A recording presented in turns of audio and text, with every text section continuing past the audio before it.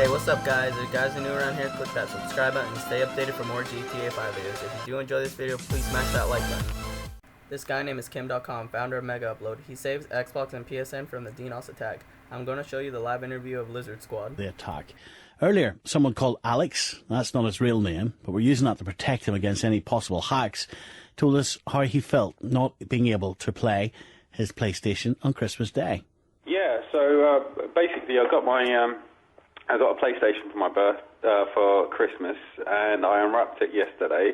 And as you can imagine, I tried to get it working immediately, and basically I tried to log on to the PlayStation network, and I got an error message, and I've continued to get an error message for the last 2 days, basically, and it's been really annoying. Yeah, so, I'm sure it's been annoying. What do you think of the people that have done this? Well, I'm not very happy with it, to be honest with you. Not at all. It's really annoying because I just want to pay a lot of money for the PlayStation, and want to be able to use it properly, and I can't. So. Yeah, of course, they're saying that it all started off for laughs, but this is a way of showing down how susceptible these companies are to hacking. They're actually doing this for the public good, Alex. Well, at the end of the day, I would expect Sony to have, proper security in place as standard, and that's all. That's what I suppose should really happen for a multinational company such as Sony, and they should really have good security, but still doesn't really excuse people hacking in there for fun and messing up. I don't know how many people have been affected by it, but it's loads. Has it ruined your Christmas? I wouldn't go that far, but it's been very, very annoying. Yeah, very annoying. Well, let's hear from Member 1 and Member 2. They claim to be from Lizard Squad, the group who claim to be behind this hack. Member 1 started by telling me why they'd carried out the attack. Largely to raise awareness regarding these issues. I mean, I'm rather curious. Would you trust a company we can just take down like this with your credit card information? So you're doing this for the public good? You want us to believe that? Yes. We're also doing it to amuse ourselves, but there's definitely the aspect of public good. And what is amusing about disrupting ordinary people's lives and getting some type of power kick out of it? I personally find many of the comments, lots of the response we've been receiving rather amusing. You find this funny too, Member 2, do you? I so much don't really find it that funny because I actually do security legally, so I don't really have the dark sense of humor as much as the other guys, but I was only just in it just because of the awareness of companies. Like, just giving you a small example, like the attacks were stopped for almost 14 hours ago now, right? And Sony are still struggling to fix their DNS servers, so they still don't propagate properly, whereas Microsoft have already managed to bypass that, and Xbox Live services are currently up and everyone's playing their games, and they're just enjoying their Boxing Day. And we still have people from Sony players, PS4 people just like tweeting in and asking us about the consoles just having issues. It just goes to show how unreliable Sony really is, which is one of the main reasons why I'm kind of interested in this. Yeah, and to hell with all of the people that get their lives disrupted in the meantime, is that right? You just don't care? Not so much that we don't care about their lives being disrupted. I mean, surely people could go through 1 day, it's just, it wasn't even a day in total. It was just like 12 to 14 hours. I mean, put it like this. Let's just say that these attacks weren't done on Christmas Day, right? These attacks were done on a random day. Let's just say it was done on the 20th of December. Would Sony and Microsoft take the attacks just as serious, if you think about it? Have you got children? I don't know. I've just turned 22. Right. Wonder what it's like for a child when he wakes up and he gets this as a Christmas present. Oh, and then he can't play it because of people like you. Yeah, that's understandable. I've got a 10-year-old brother. He came up to my room and he was just like, I can't play Minecraft. And I'm like, oh, it's fine. Services will be back up soon. So he just went downstairs and ended up watching Nickelodeon. Maybe you should have told him I'm the idiot that's disrupting children's lives on Christmas Day. Well, it's not really disrupting if it's just a day, you know. I wouldn't really take it that far. I mean, it's security So how is at the it end of not the day. disrupting? So when you've got children on Christmas Day, they've got a present, their parents might have worked all year to buy that present. Mm-hmm. And you're disrupting their lives on Christmas Day. And why? Because you can.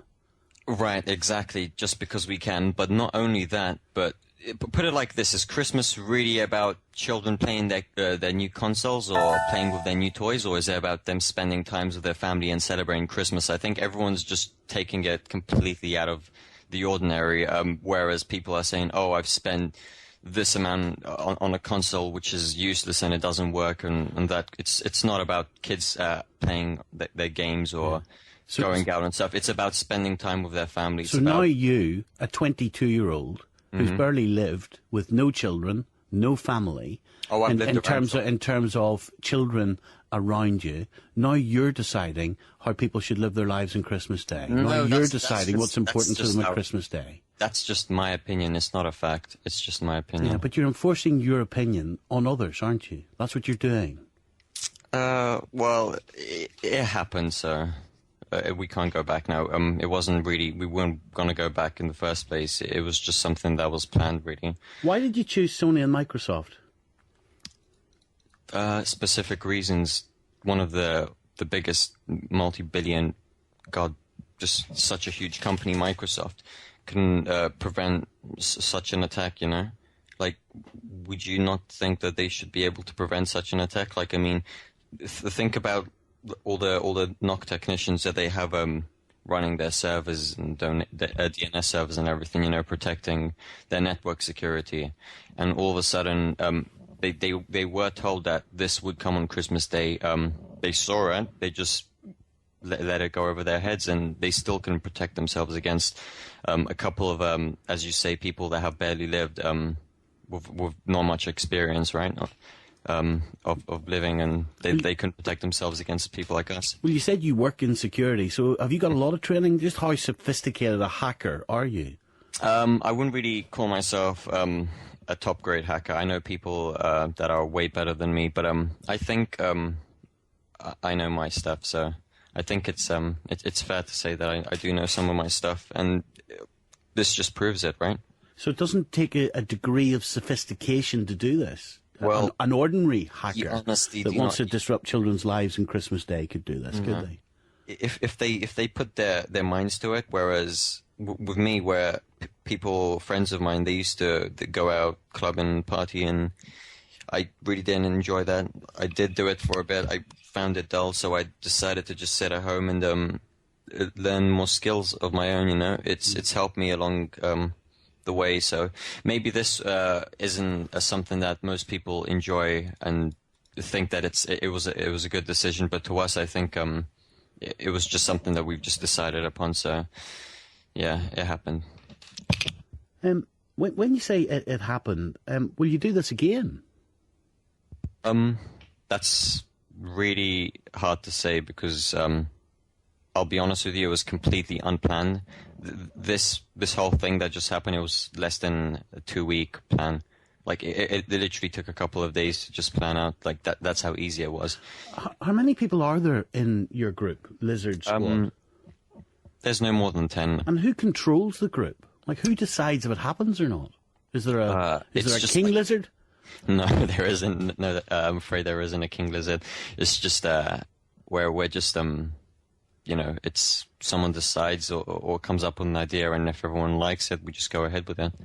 It is pretty remarkable, actually, that you know that someone like you and a handful of other teenagers, 20-year-olds, can disrupt the company to this extent. I'll give you that. And yet you're trying to tell me that you do this for moral reasons, right? This specifically wasn't for a moral reason. This was the first time that I've done anything like grey hat wise. I'm usually more of the white hat security type of person where I try and tend to help people out. But I just decided to get in on this. You know, I mean, I really don't feel that I shouldn't have. But so you don't feel any sense of shame? In all honesty, if I did, I would have probably apologized by now, but no, I don't. You see, some people might question your morality. some people might question the type of 22-year-old little hacker that you are. Because Twitter reports say that the owner of Mega Upload, Kim.com, offered your squad 3,000 lifetime encrypted vouchers to stop the hacking, which you accepted. We did, yeah. Right. So it was nothing really to do with exposing a company for the greater good. You took the money and you ran, didn't you, like a petty criminal? Well, we didn't really expect money from it in the first place. If we really cared about money, we could have used the Twitter accounts that we generated over 50,000 followers within 24 to 48 hours. We could have used that for monetization, you know. We could have easily linked out a couple of, sent out a couple of linked profiles or whatever that could literally, like, each click gain us 3 to 6 cents, depending per country. France, for example. Why did you take the vouchers then? It was just an offer, you know. We were really, it's hard to say. It was just a one-time thing. It's $300,000 worth of vouchers. Dirty, grubby greed. Well, that's what happens. I'm afraid that's what it is like in the security business. Many children's lives do you think you disrupted for your greed? God, well, we have been called the Grinches of 2014, so God, I wouldn't even be able to even go, like, think of a number. I think it's just millions. Millions, like quite a few of them, like your little 10-year-old brother. Yeah. But I don't think... That makes you a man, doesn't it? Makes you a real man. You must feel powerful, disrupting 10-year-olds. It really depends. I don't know. I don't really have an opinion on that. You feel strong, do you? No, you don't feel strong by doing this. You just you feel that you have the power to do something, and maybe the company could actually change for the better. But obviously, Sony still hasn't. A lot of people out there might criticise us, the BBC, for giving you this interview, because I guess they will say that we're giving you the publicity that your group wants. Well, I don't think that they have the right to say that, because we've been offered interviews. TV interviews where we've been offered with CNN earlier on today, Washington News, Sunday Times, Daily Dot, just literally a couple of minutes ago, just before you came on air with us. They just published an article which is really huge. I'm pretty sure you know them. So we're not really getting any publicity that we don't already have, if that makes sense. So they don't have any right to be blaming you guys for anything, to be honest. What would make you stop this? It's already been stopped right now. What would make you stop doing it again? Like, what are you actually trying to achieve? What's the end game here? There is no end game. That's the thing. Like I said, or like my friend said, it's for some of us it was just for the fun of it, and for others it was just to see what we could achieve, to see if it could happen, to see if it could work. You know, so. It really depends, and it's random. I'm sorry to go back to this again, but I will, because, you know, I'm an ordinary guy, and I guess that I expect, you know, ordinary people to respond the same as I do. Presumably you wouldn't go into a child's house, lift his PlayStation and smash it on the ground on Christmas Day just so that he couldn't play it. No, of course not. You're not that type of dork, are you? No, that's just horribly sick. And yet you've done the equivalent. Well, it's not really the equivalent, because their consoles, when even their consoles were working, the only thing they couldn't do was just access their online. They still have access to it right now, and they had access to it after the attack stopped. It really depended on the DNS servers, and most people are still on right now. I mean, those kids.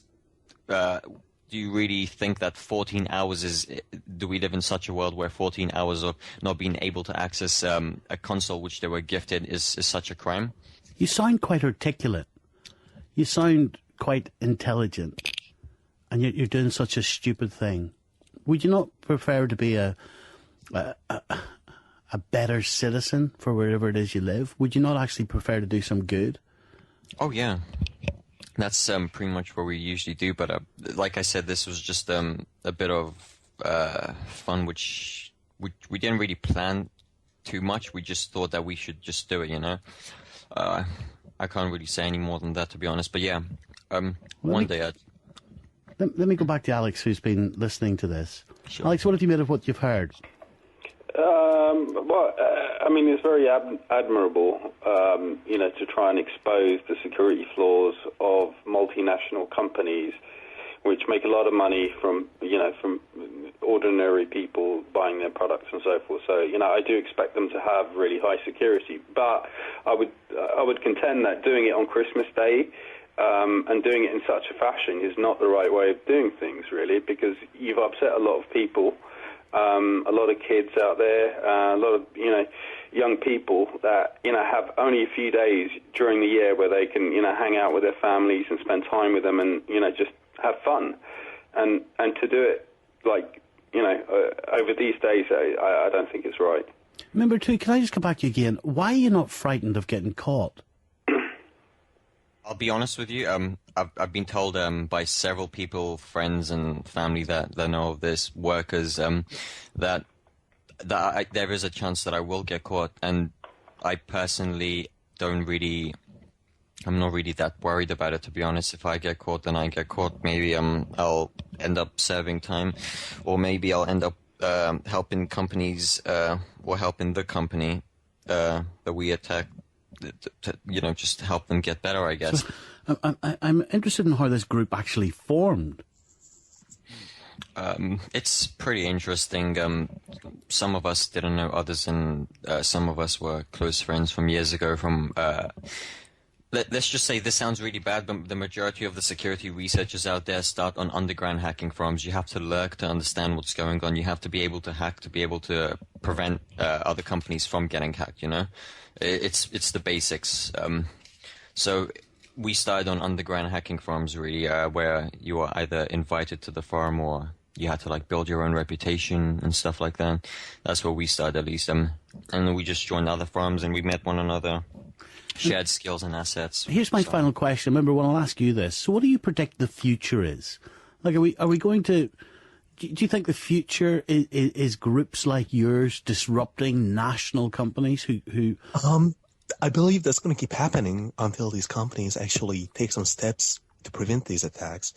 I mean, for me, doing that, preventing attacks like this would be relatively simple, but it appears that companies like Sony or Microsoft don't just have the kind of people to do this on their payroll for some reason. Or either that or they're just not putting enough money into it. Well, I don't believe you. So you're telling me it's relatively simple and they just haven't done it? Yeah, it is relatively simple. It would take an investment of a couple of $1 million per month, maybe, to prevent attacks like this, but that would be nothing for Sony or Microsoft.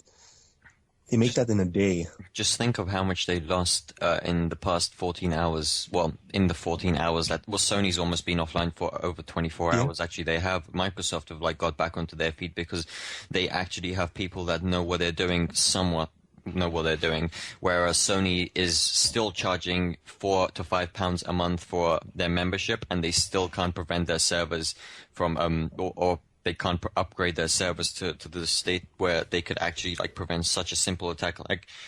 It costs money, but in the long run, it's so worth it. They just don't do it because they want to keep money for themselves. Maybe now they'll change their minds after what's just happened, hopefully. Yeah, there's a statement here from Microsoft. Yesterday, some users weren't able to sign in to Xbox Live. Our teams worked throughout the holiday to resolve the issue, and Xbox Live core services have now been restored. How come they can't, I've always been told follow the money if you want to find criminals, people like you too. How come you can't be found through these encrypted vouchers, member one? Well, I've got the encrypted vouchers here, but I'm personally not going to use them. I mean, it would be rather hard to identify me based on those vouchers. And even if that happened, that wouldn't hurt me at all. I mean, the cops could come here, they'd pick up a computer, they'd look at the computer for a while, then they'd find out there's really nothing that connects me to these attacks conclusively on the computer. And then they'd have to let me go. You going to spend your money, number two? I honestly, like I told number one, I really don't care about the money. I told them that I would get rid of these vouchers for them, and I don't want a percentage of it. They offered me a percentage and everything as we share it, and I said no, I don't really want any money from it. Why do you take them then? I'm just selling it. I'm not doing anything else other than that. All I do is just sell it and give them their shares, and that's it. I'm done. I don't even want a penny from it. I don't care about the money. Why did you take them? Or the vouchers. Yeah. Well, it wasn't just our decision. I mean, my decision to just like say, look, we don't want the vouchers. There's a bunch of us, you know. So if the majority of them wanted it, then I can't say no, you know. Well, there you go.